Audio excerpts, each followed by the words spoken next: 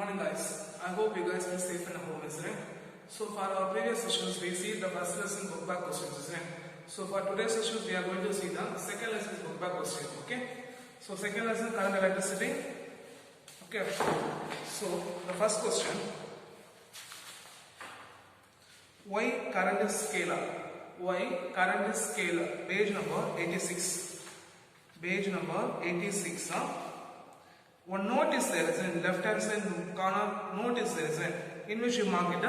The current I is defined as the scalar product of a current density and area vector in which the charges across. So I is equal to J vector dot A vector. The current I can be positive or negative depending on the choice of a unit vector normal to the surface area A. That much you have to mark, okay? Clear? So, why current is scalar? Page number 86, left hand side the note. One note is there, one red color note is there, from that you have to mark. The current I is defined as the scalar product of a current density and area vector in which the charge cross. I is equal to J vector dot A vector. The current I can be positive or negative depending on the choice of unit vector normal to the surface area. Then second question, define current density. Page number 85. Page number 85, right hand side the topic of current density. The current density J is defined as the current per unit area of cross section of the conductor. Current per unit area of cross section of the conductor, J is equal to I by A. The SI unit of current density is ampere per meter square. Okay, that much you know. The current density J is defined as the current per unit area of a cross section of a conductor. J is equal to I by A. The SI unit of current density is ampere per meter square. Then third question, distinguish between the drift velocity and mobility. Distinguish between the drift velocity and mobility. You have to write, okay? In the tablet, you put a tablet command.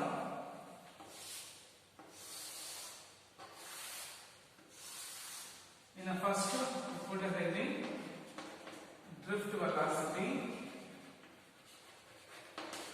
In second one, you put a heading, mobility. Okay, so for drift velocity, first point you have to write. The drift velocity is the average velocity acquired by the electron inside the conductor when it is subjected to an electric field. So what's the point you have to write for drift velocity? The drift velocity is the average velocity acquired by the electron inside the conductor when it is subjected to an electric field. Okay, when it is subjected to an electric field. Then for mobility, you have to write the mobility of an electron is defined as the magnitude of the drift velocity per unit electric field. So what's the point you have to write? The mobility of an electron. What is that? The mobility of an electron is defined as the magnitude of the drift velocity per unit electric field. Magnitude of a drift velocity per unit electric field. Then second point you have to write Vd is equal to A into tau vector. Vd is equal to A vector dot tau vector. Here mu is equal to E tau by m. Mu is equal to E tau by m, which is equal to modulus of Vd by. Okay, sir. For electrical resistance. Okay, clear? Then third one is the unit. Here the unit is meter per second. Here the unit is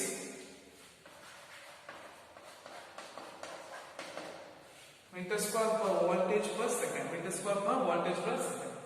Clear? So whatever point you have to write for drift velocity and mobility.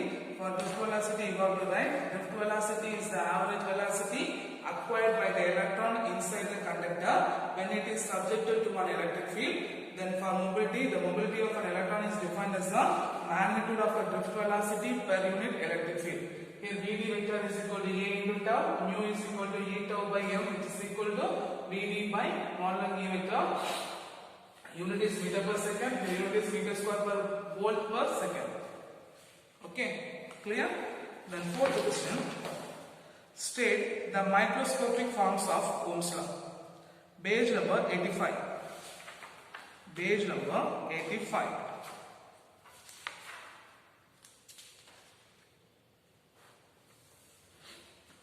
In the topic of current density, from to you got to mark, okay? The current density J is defined as an current per unit of cross section. J is equal to I by A2. The same say the last paragraph where sigma is equal to N E square tau by M is called conductivity, and the equation 1.2 equation J vector is equal to sigma into E vector is called the microscopic forms of Ohm's law. Okay, so if a question is done, well, for only 2 mark question means you have to write J is equal to what is that? J is equal to sigma into E vector. This equation is called as the microscopic forms of Ohm's law, where sigma is equal to N E square tau by M. That point you have to write. J is the current density, E vector is an electric field. That point you have to write. Okay, clear? Clear. Then state macroscopic forms of Ohm's law. What is that? State macroscopic forms of Ohm's law. You have to write. Okay. What's the point you have to write? Ohm's law states that at constant temperature, the static current flow through the conductor is directly proportional to the potential difference between the two ends of a conductor. Okay. Here, then you write V is proportional to I. V is equal to I into R. Here V represents the potential difference between the two ends of a conductor. I represents the current and R represents the resistance. This is the microscopic, what is one? This is the macroscopic forms of Ohm's law. So question number 5, you have to write, okay? State the macroscopic forms of Ohm's law. You have to write, what's the point you have to write? At a constant temperature, Ohm's law states that at a constant temperature, the static current flow through the conductor is directly proportional to potential difference between the two ends of a conductor. So V is proportional to I, V is equal to I into R. V represents the potential difference, I represents the current, R represents the resistance. Clear? Then sixth question, what are ohmic and non-ohmic devices? What are ohmic and non-ohmic devices? Page number 87. Right hand side, after the figure 2.8. The material for which the current versus voltage graph is a straight line through the origin said to be obey Ohm's law, and their behavior is said to be ohmic. What are ohmic? Then many materials or devices do not follow the Ohm's law are said to be non-ohmic. These materials have more complex relation between the voltage and current. Okay. So a plot of I versus V for non-ohmic material is a non-linear, do not have a constant resistance. That is the point you have to write. Okay. So 87, the right hand side, the last paragraph you have to mark. The next question, define temperature coefficient of a resistance. Page number 95. Define temperature coefficient of resistance. Page number 95.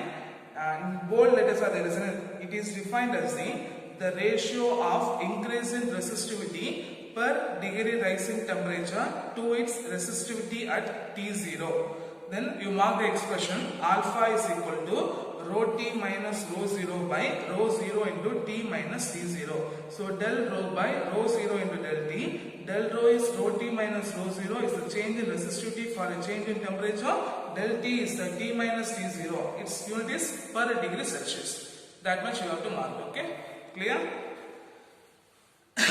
The next question, write a short note on superconductors. Page number 96. Page number 96. One box, do you know is there, isn't it? From that you have to mark the resistance of a certain materials becomes 0 below the certain temperature Tc. This temperature is known as critical temperature or transition temperature. The material which exhibits this property are known as superconductors. So first 1, 2, 4, 6. First summer lines you have to mark. Okay.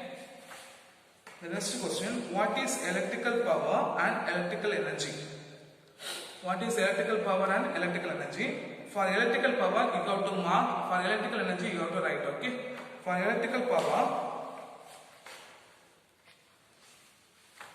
page number 97. the right hand side, the second paragraph, you have to write. The electrical power is the rate at which the electric potential energy is delivered.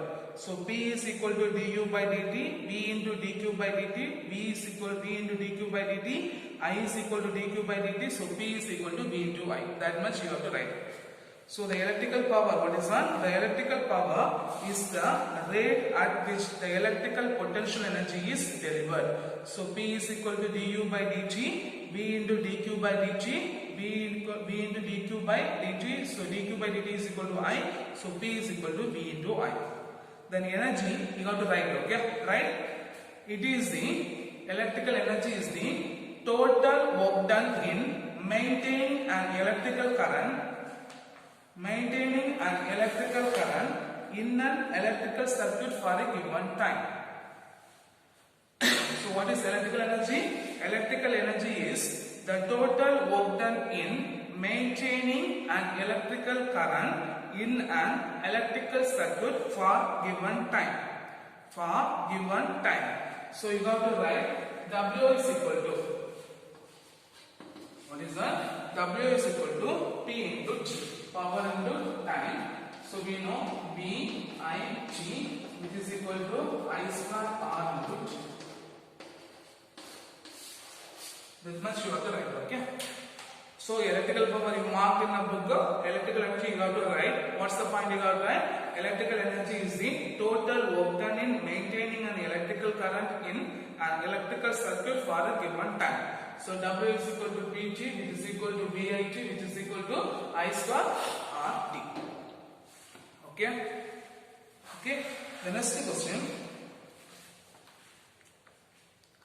Write down, derive the expression for the power P is equal to Vi in an electrical circuit. The page number 97, already we marked the question, isn't it? That only you have to mark, okay? Previous question, what are the points you have to mark? That only you have to mark, okay? The next question, write down the various forms of expression for power in electrical circuit. Page number 98. In page number 98, the expression 2.33 and 2.34 you have to mark, okay? The expression 2.33 and 2.34 you have to mark. Okay. The next question, state Kirchhoff current rule. Page number 104. State Kirchhoff current rule. Page number 104. The right hand side, the last paragraph. It states that the algebraic sum of the current at any junction of a circuit is 0. It is a statement of law of conservation of electrical charge. It is a statement of law of conservation of electrical charge. That much you got to mark. The next question, state the Kirchhoff voltage rule. Page number 105, right hand side, the first paragraph. It states that in a closed circuit, the algebraic sum of the product of the part of current and the resistance of each part of a circuit is the total EMF included in the circuit. So the rule follows is from the law of conservation of energy. That much you have to write, okay? The next question, state the principle of potentiometer. Page number 110. Page number 110. The expression 2.58. E is equal to IRL, where I, since I and R are constant, E is proportional to L. So the EMF of a cell is directly proportional to the balancing line. The EMF of a cell is directly proportional to the balancing line. This is the principle of potentiometer, okay? Then, what do you mean by internal resistance of a cell? Page number 100.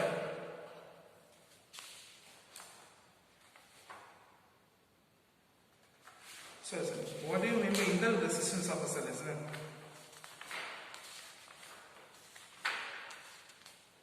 Page number 100, right hand side.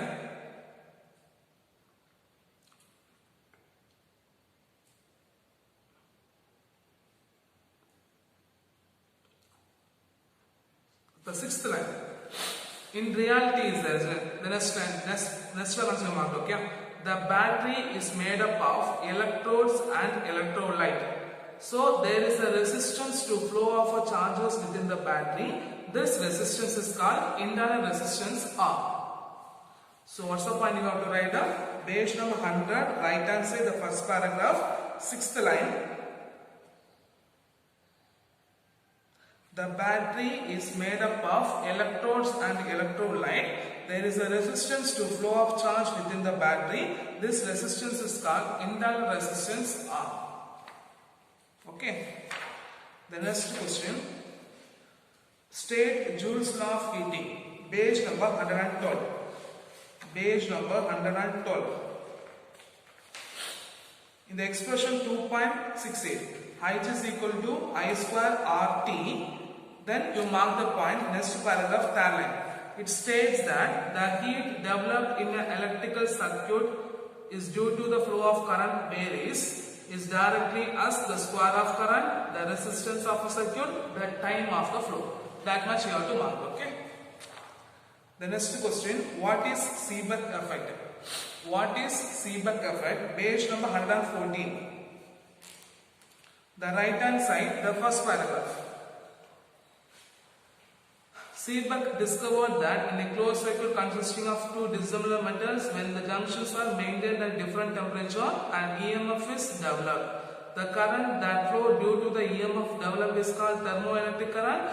The two dissimilar metals connected to form a junction is known as thermocouple. That much you have to mark, okay? The next question, what is Thomson effect? Page number 115. Page number 115, the first right hand side, the first paragraph. In the topic of Thomson effect, the first paragraph. If 2 points in a conductor are at different temperatures, the density of electron at this point will differ, and as a result, the potential difference is created between this point. The Thomson effect is reversible. Okay. The next question, what is Peltier effect? The same page number 115, left hand side. When an electric current is in the topic of Peltier effect, you got to mark. When an electric current passes through a circuit of thermocouple, heat is evolved at one junction and absorbed at other junction. This is known as Peltier effect. This is known as Peltier effect. This is known as Peltier effect. The next question, state the application of Seebeck effect. State the application of Seebeck effect. Page number 114 and 115. In 114, in the right hand side, the last paragraph, application of Seebeck effect. Point number 1 in page number 115, point number 2 and 3. Okay? Clear? Clear.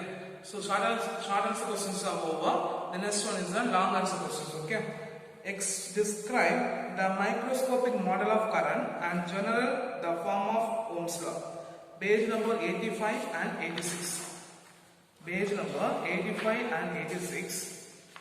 In page number 85, the 2.1.3 microscopic model of Ohm's law. Consider a conductor to page number 86 up to the expression 2.13. Up to the expression 2.13. Okay, the next question. Obtain a macroscopic forms of Ohm's law from its microscopic form and discuss its limitation. 86 and 87. In 86, the Ohm's law can be derived from the equation J is equal to sigma into E. From 2, in page number 87, up to a plot of I versus V. For a non-ohmic material is non-linear, they do not have a constant resistance. Already we marked the previous question, that much you have to mark, okay? The next question, explain the equivalent resistance of series and parallel resistors network, page number 90 and 91. In page number 90, resistance in series to page number 91, above the node. Here Rp is the equivalent resistance of the parallel combination of a resistor. When the number of resistors connected in parallel, the sum of the reciprocal of resistors of individual resistors is equal to the reciprocal of effective resistance of the combination. That much you have to mark, okay? The next question, explain the internal resistance of a cell using voltmeter. Page number 100 and 101.